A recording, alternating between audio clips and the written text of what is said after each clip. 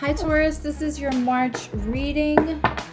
If you're a day one, you know that this is the OG setup with my big desk behind me and all my books and my tools, let's say. Okay, this is your March reading. You guys got the bonus reading last month for the most watch views. So the first thing I need to say to Taurus is thank you. Let's see. I mean, Aries beat you by a long shot to get the bonus this month, but still, thank you so much. I appreciate all of you, and I appreciate these new subscribers. If you're a replay viewer, thank you extra. Okay, so let's look into what your guides, what my guides tell me to tell you for this month of March. It was the February readings that you guys like went above and beyond. So I also want to say, like, one of the reasons that you're seeing like the setup again is that I went through and cleaned every inch, cleansed it and cleaned it, reorganized it, got the clutter out. We're having a full moon in Venus. So yes, depending on where that house is, it's going to mean different things. If you don't know your house, if you don't know your exact rising degree, and you don't know where 5 degrees of Libra will fall in your chart, leave me a comment, because what I will do is help you find your rising sign. If you want a whole chart, I do have those too. They're $3, and they come with like a 2-page cheat sheet to explain everything, so it doesn't just look like a big circle with numbers and stuff you don't understand. So they come with cheat sheets. Those links are all in the description box. But you know, it helps because you're a Venusian run sign, whether that's your Venus is in Taurus, or your moon, or your sun, or especially if you're a Venus run chart, a Venus rising, Taurus rising. So Venus in Libra is a little subjective, right? So it is about art and beauty, but it's also about abundance. And so whatever space you clear, especially where, like, this is my office, right? So wherever it's tied to like business or abundance, it's good for you. And to do that before a full moon, your check engine light is on in whatever house that full moon is coming up in. So wherever that check engine light is coming in, that is going to be that's going to be a really beautiful preemptive move before a full moon. We can always help ourselves. We really can. Awareness is the first step. Okay. Very interesting already. So for the subject matter, we have the Hierophant in reverse. And yes, the Taurus card is the Hierophant. And we have the Knight of Pentacles. Now, the Knight of Pentacles in reverse, especially this one, this is like not even a horse. It's like a see-through leaf menagerie. The Knight of Pentacles is very slow. It's not there for a good time. It's there for a long time, and so it's going to take its time. It's more thoughtful, the Knight of Pentacles. So when that energy is reversed for me, that means whatever was slowing it down, it may have released. The Hierophant in reverse is going to mean one or two things. It depends on who this is for, Taurus, but it means one or two things. One, either somebody that or something that you felt had control over you will no longer have control over you, right? And Knight of Pentacles doesn't have to be a romantic thing. It just means like the stability you've been trying so painfully and slowly to start, either with it could be with a person, but with any situation, with your own abundance. Maybe you're making a fresh start, and you've been waiting to make that fresh start so the abundance could back up the fresh start. Whatever it is, I'm not mad at this, because this is release. There's a lot of release here. Now, the other thing that Hierophant in reverse, because it's this one where you're listening, or you're, just completely captivated by someone else. You could be not listening to your own wisdom, your higher self there. Right now, if you feel bedazzled and befuddled with Sun conjunct Neptune, which I made a whole little video that I will release here maybe, but it's on the Clock app, about how Sun conjunct Neptune could be a little confusing. So let's see what else we have for details. Queen of Wands. Okay, so we may have somebody who in your sphere is either giving you extra help, mentoring you, or this could be you. This is ready to let your sun shine, ready to let your creative juices out, but also feeling really, really empowered in a beautiful way and without having to overpower others.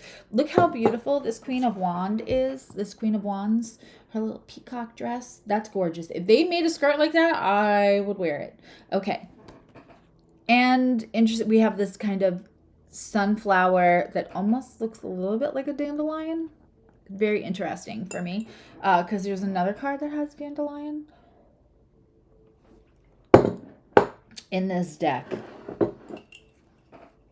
I'm gonna tag her on Facebook, but that was a gift from an old client. She's not old, she's fabulous. It says, I have the vocabulary of a well-educated sailor. It's the gift that keeps on giving because I use it about 3 times a week. So thank you, Jen. It's an old cup, but it's still true. You may be getting help too from like an ally. Okay. 10 of Wands. Something's ready to be put down. Again, I feel a lot of release in this reading, Taurus. Like, I feel like you're set free and you're a little, it's like, do you ever see like a caged animal set free and they hesitate because they distrust the idea that they're really free? That's what this feels like. Okay, we have the Hermit. So 1, this is Virgo energy, also an earth sign. 2, this Hermit went someplace quiet and they are fishing. They are being their unique self. We have a mermaid here. And they went fishing for the truth, which is really what the Hermit is about, right? So I don't feel like you are in a solitary, sad place. You're maybe working quietly while you're working, like whatever this is that's ending, whatever this is that's starting, whatever is releasing. Virgos are wise, right? They're smart. If you know a Virgo, you've probably gone to them for some kind of help. And the one thing that a Virgo understands is that sometimes moving quietly and working on yourself rather than looking around for why others are the reason something's not working or working. They're willing to look at their awareness and edit out their own habits, their own things, their own surroundings. And if I'm getting this card for you, Taurus, it means that you have done that. You have done that. One of the best ways to check that is to go look at your like Facebook when they send you those memories. Go look at your Facebook stuff and see what it says from like 5 years ago and see how different you feel, or like almost like, why did I even share that? Or that's so sappy, or that was passive aggressive, or whatever. I do that all the time. I look at, posts from 10 years ago and go, ugh, God, I would not even be friends with her right now because I would be like, oh, you're cute, but that's a little cringy. Did Nicholas open my door? Yes, he did. That cat. Can't close doors around here because he doesn't want to be shut in, but he also doesn't want to be left out. Okay. We have the 7 of Swords in reverse. Now, 7 of Swords can feel like somebody, this is very frenemy, this particular illustration.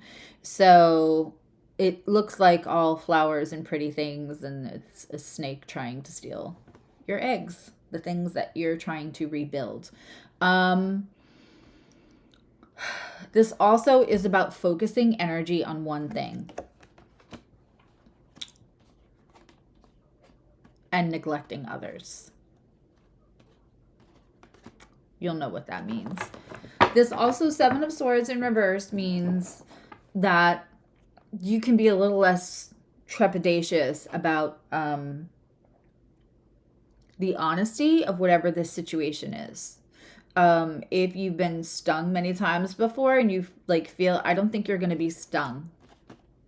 And I really think that like putting down this 10 of Wands that you're putting down, this burden that's no longer yours to carry, and that wisdom, Queen of Wands, Hermit, 10 of Wands, these are all gorgeous cards. So we get this, by the time we get the 7 of Swords in reverse, it is letting us know.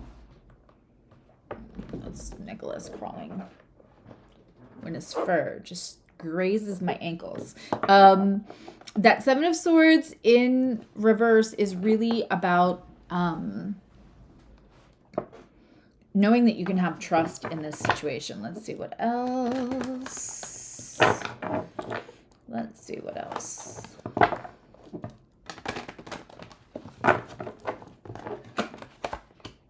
Okay. 9 of Wands. Yeah. 9 of Wands in reverse is being scarred and defensive. So in reverse with the 7 of Swords means you can relax about that. Was just extra confirmation. What is the outcome of this? We have a queen. We don't have a king. I mean, we do have a knight in reverse, but that's hopefully the knight turning into a king. What is the potential outcome? Well, what's the advice? What's the advice for Taurus? 2 of Swords. Okay. So it may feel hard to, like, because you're putting down a burden, right? And there's a lot of release here. When you're making the decision about what to do next, I don't want you to think, is it this thing or that thing? I want you to really sit with yourself, meditate if you can, and find the thing that is that third choice.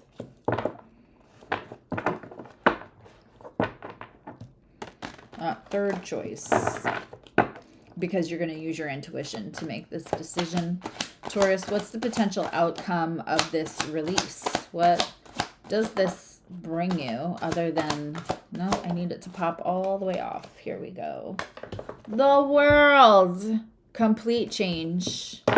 Complete change. Let's pull a love card because there's like no love reading in here.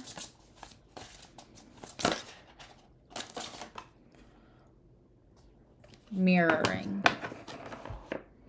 What did I just say? We're having a full moon in Libra, which means it's about relationships. And not just relationships, but how relationship to self. And what I mean by that is that, hiccup, we're not looking at how other people see us. We're looking at how we see our reflection in others in a full moon. What needs to go about that? So there's mirroring somewhere. And that could be somebody coming in that's mirroring all your good stuff. And that could be somebody that is in your life either as a friend or as a loved one that, or a potential loved one that is kind of showing you things. Sometimes mirroring comes in like, if you get a new friend or a new acquaintance and they do something that just drives you crazy.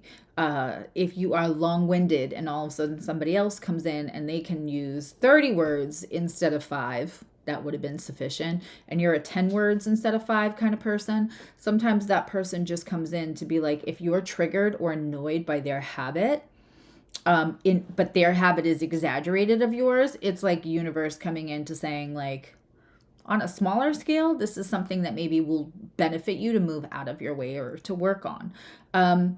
Mirroring is a beautiful thing. When somebody comes in a romantic way and mirrors us, they're either mirroring the best of us or they're mirroring something that they can gently show you a way that you grow, you get better, which brings more abundance in, which brings better quality of people in, which brings better quality of mindset in. There is nothing bad about a mirroring card. I love this for you, Taurus. Thank you again for all your views on the February. I am having a special right now because eclipse season is wild. I'll put that up in the corner.